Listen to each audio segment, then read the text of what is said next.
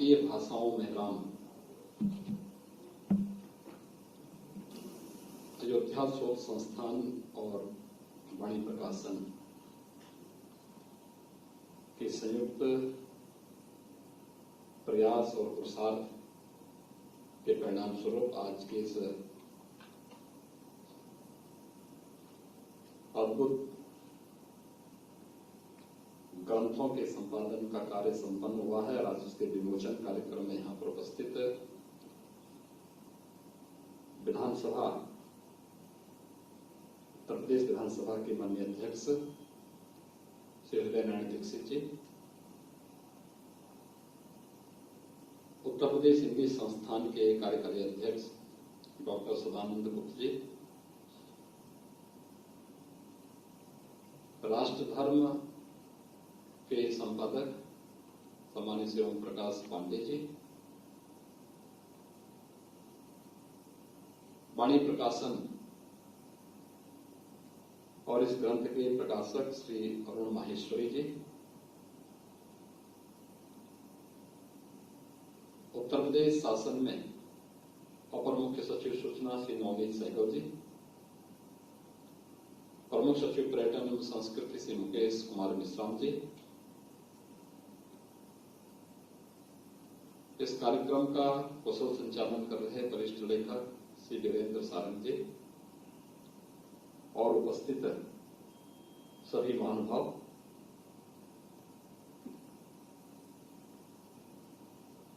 मैं सबसे पहले वाणी प्रकाशन को देश की 17 भाषाओं में अलग अलग कालखंड में मर्यादा पुरुषोत्तम भगवान श्री राम के बारे में जो कुछ भी उपलब्ध है उसे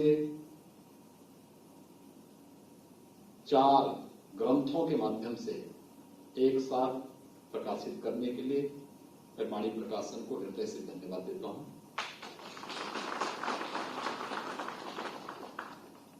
अयोध्या शोध संस्थान और श्री योगेंद्र प्रताप सिंह का स्मरण हमारे सामने सहज ही आ जाता है। श्री योगेंद्र प्रताप सिंह आज हमारे बीच में नहीं है, लेकिन अयोध्या शोध संस्थान के माध्यम से मर्यादा पुरुषोत्तम भगवान श्री राम भारत के अंदर, दुनिया के अंदर कहां कहां पर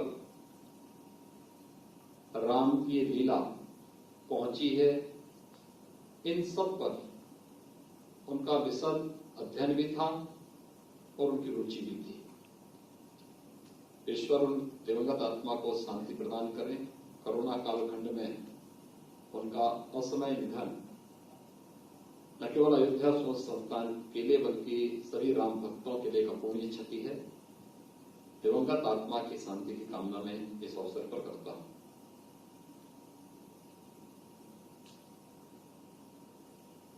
एक बात जो राम के बारे में आती है और मैं बार बार इसके बारे में भी सोचता हूं कि राम को जिसने जिस रूप में और जिस भाव से भजा है उसका उसी रूप में परिणाम भी निकला है।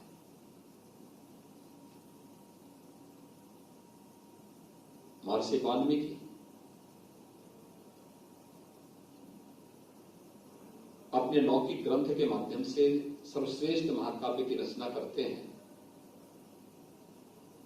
त्रिकालदर्शी ऋषि हो गए, लोक पूज्य हो गए।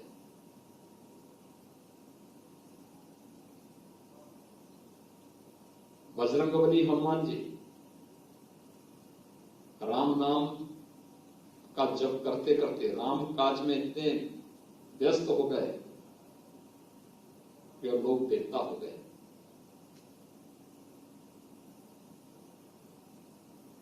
लेकिन राम का विरोध और राम के साथ कुटिलता जिसने भी की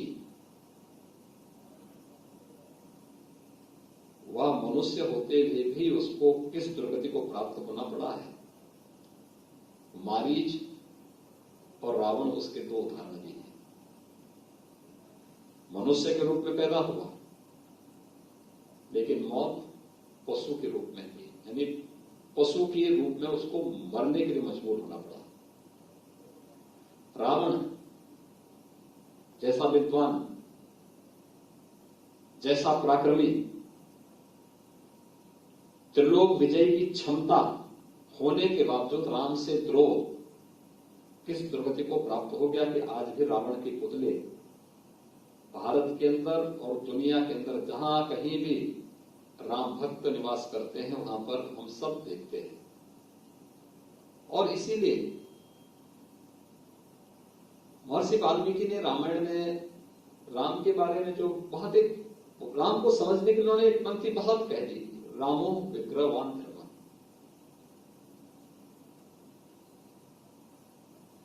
धर्म की जब हम बात करते हैं तो धर्म केवल पूजा पद्धति नहीं होती है।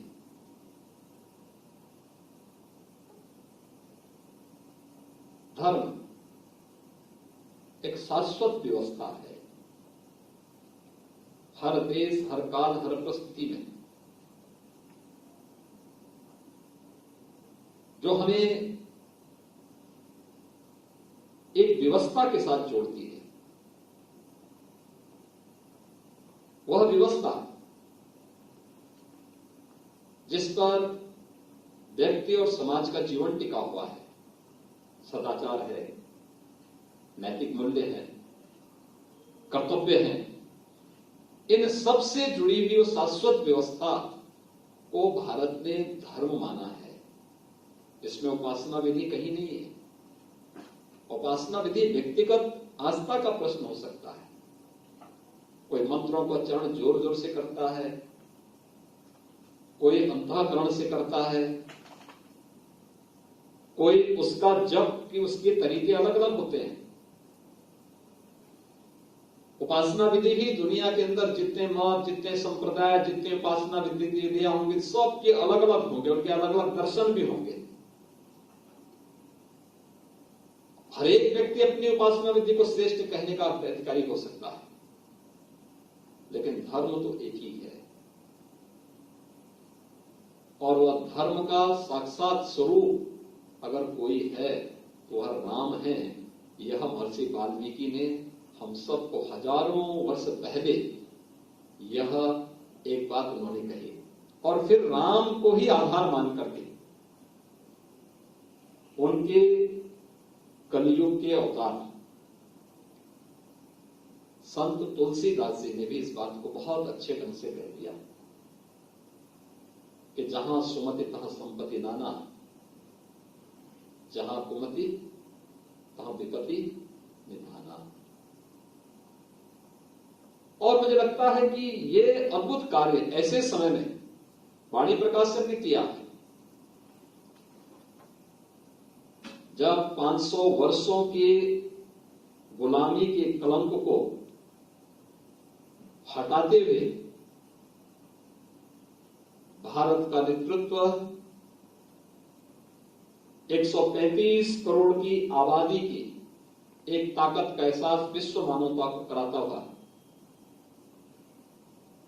एक अनसुलझे रहस्य को सुलझा बना करके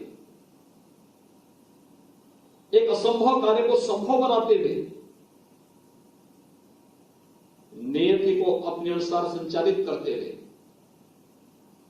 अयोध्या में श्री राम जन्मभूमि पर भगवान राम के भव्य मंदिर के निर्माण कार्य को आगे बढ़ा रहा है। उस समय यह प्रकाशन और भी प्रासंगिक हो जाता है। मुझे लगता है कि भारत ही नहीं, दुनिया के अंदर जहां कहीं भी भारतवंशी निवास करते हैं या भारत के प्रति जिसके मन में थोड़ा भी आदर और सम्मान का भाव है, अनुराग का भाव है, उस हर व्यक्ति ने 5 अगस्त 2020 की तिथि को बड़े उमंग और बड़े उत्साह के साथ अंगीकार किया, एक दूसरे को शुभकामना दी, स्वतःस्फूर्त भाव के साथ अपने घरों में दीप प्रज्वलन करके दीपावली के उत्सव को मनाया। यही तो भारतीय भाव है। यही तो सही भाव है और यही राम की विराटता भी है और उनकी विशालता भी है। मुझे एक बात बताइए कि टेलीविजन में आप लोग जो लोग राम को आज काल्पनिक कहते थे, एक समय में हमारे स्पीकर साहब ने उनके बारे में पहले इस बात को कहा कि आप ये टिकट कटा रहे हैं अयोध्या जाने के लिए। अच्छी बात है, उन्होंने पहले कहा राम तो सब थे। एक समय उन्होंने कहा था कि राम तो काल्पनिक है, कृष्ण तो काल्पनिक है। अगर एक काल्पनिक होते तो आप तो घरों में टेलीविजन में तमाम धारावाहिक रोज देखते हैं।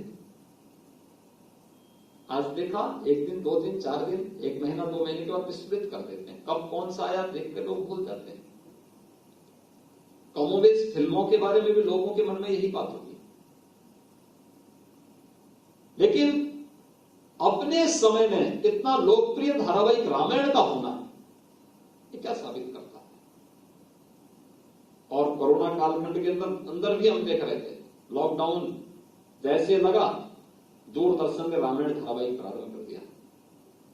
लगभग सभी चैनल की टीआरपी कम हो गई, दूरदर्शन की बढ़ गई। यानी आप देखते हो टीआरपी बढ़ाने का सबसे अच्छा माध्यम क्या था? रामायण सीरियल। और कई कई दृश्य तो ऐसे थे, लोग मांग करते थे कि कल 1 घंटा ये चला है, आज फिर इसको दिखाइए। देखते देखते देखते थक जाएगा। और ये केवल रामायण सीरियल में नहीं होता, रामलीला तो आप देखते हैं कि हर वर्ष हर गांव में रामलीला होती है। पात्र वही होते हैं, संवाद वही होता है, खेलने का तरीका वही होता है। लोगों को यह भी मालूम है कि अब क्या होने जा रहा है, लेकिन उस संवाद के साथ आत्मीयता, उस संवाद के साथ भारतीयता, उस संवाद के साथ मर्यादा पुरुषोत्तम भगवान श्री राम की जो विराटता है, जो महानता है, उनके अवतरण की कथा है। हर भारतवासी अपने अंतःकरण से उसे देख करके अभिभूत होता है, अपने को जोड़ता है, अपने परिवार के साथ बैठ करके उसका आनंद भी लेता है और उसके प्रति श्रद्धावत भी होता है। यही तो राम की महिमा है। और राम की उस महिमा को आज फिर से वाणी प्रकाशन ने इस बृहद रूप में प्रस्तुत किया है। यह अद्भुत है, अभिनंदनीय है। इंसाइक्लोपीडिया ऑफ रामायण पर काम चल रहा है अयोध्या शोध संस्थान के साथ मिलकर के, और मुझे लगता है संस्कृति विभाग को इस कार्यक्रम को और तेज करना चाहिए। मैं मानता हूं श्री वाईपी सिंह जी के अकस्मात अवसान के बाद, उनके दिवंगत होने के बाद इस कार्य में थोड़ी बाधा आई होगी, लेकिन एक अद्भुत कार्य है। दुनिया के अंदर जहां कहीं भी, आप कहीं भी जाइए, इंडोनेशिया के अंदर रामलीला है, वे आज भी राम को अपना आदर्श मानते हैं। थाईलैंड में आप जाइए, थाईलैंड के राजा ने तो अपना जो महल था वो रामायण को डोनेट कर दिया, थाई रामायण के लिए, और थाई रामायण को उसने चित्रों के माध्यम से उकेरा है। वहां की दीवारों में जाके देखिए, वहां के राजा अपने को राम का वंशज मानते हैं। वहां के राजमार्ग, हमारे यहां नेशनल हाईवे हम कहते हैं, उन्होंने रामायण के नाम पर रामा 1, रामा 2, रामा 3 के नाम पे सभी हाईवे के नामकरण किए। कोरिया, अभी साउथ कोरिया को हम लोगों ने 3 वर्ष पहले आमंत्रित किया था अयोध्या के दीपोत्सव कार्यक्रम में। अभिभूत थे अयोध्या देख करके। उनका ही मानना है कि हमारा संबंध अयोध्या से, जापान है, नेपाल है,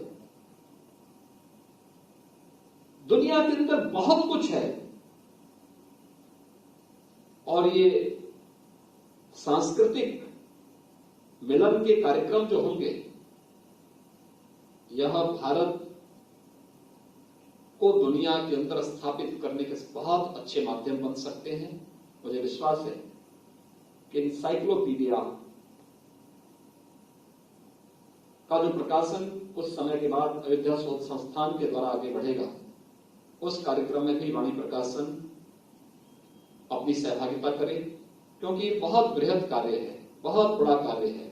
और दुनिया के अंदर हम लोगों ने अभी तक देखा होगा, मुझे लगता है कि जो सबसे पहला ग्रंथ महर्षि वाल्मीकि ने प्रस्तुत किया था, और यह जो कार्यभाव है वो अद्भुत है। उन्होंने वैदिक संस्कृत को लौकिक संस्कृत के माध्यम से प्रस्तुत किया। लेकिन मैं भी ग्रंथ को देख रहा था कि 17 भाषाओं में राम की कथा का उल्लेख उन्होंने एक साथ इस ग्रंथ के माध्यम से प्रस्तुत किया। और उसके बाद आप देखे होंगे कि मध्यकाल में उत्तर भारत में गोस्वामी तुलसीदास जी ने, पूर्वी हिस्से में कृतिवास रामायण के माध्यम से, दक्षिण में कंब रामायण के माध्यम से, यानी अनेक भाषाओं में आपको राम की एक कथा भारत के अंदर भी मिल जाएगी और दुनिया के अंदर भी देखने और सुनने को मिल जाएगी। दुनिया की कौन सी ऐसी भाषा है जिसमें राम की इस पावन कथा को लोगों ने बड़ी श्रद्धा के साथ अंगीकार में किया हो? हम सब का दायित्व बनता है कि हम इन सब का संकलन करें और संकलन करके फिर अयोध्या शोध संस्थान जैसी संस्थाएं इस दिशा में प्रयास करेंगी तो वह इस क्षेत्र में शोध करने वाले और इस क्षेत्र में कार्य करने वाले अनेक लोगों के लिए प्रेरणादायी बन पाएगा। मैं एक बार फिर से वाणी प्रकाशन को इस अनुपम और अद्भुत कार्य के लिए हृदय से धन्यवाद देता हूं। भारतीय भाषाओं में राम के प्रकाशन और आज उसके विमोचन के इस कार्यक्रम के लिए हृदय से बधाई देता हूं। आप सबको दीपावली की मंगल में शुभकामनाएं भी देता हूं और विश्वास व्यक्त करता हूं कि दीपोत्सव का यह कार्यक्रम इस बार हम लोग और भी भव्यता के साथ श्री अयोध्या धाम में करने में सफल होंगे। आप सबके प्रति मेरी मंगल में शुभकामनाएं। धन्यवाद। जय जय श्री राम। आदरणीय का बहुत बहुत आभार। मैं अरुण माहेश्वरी जी से निवेदन करूंगा धन्यवाद अर्पित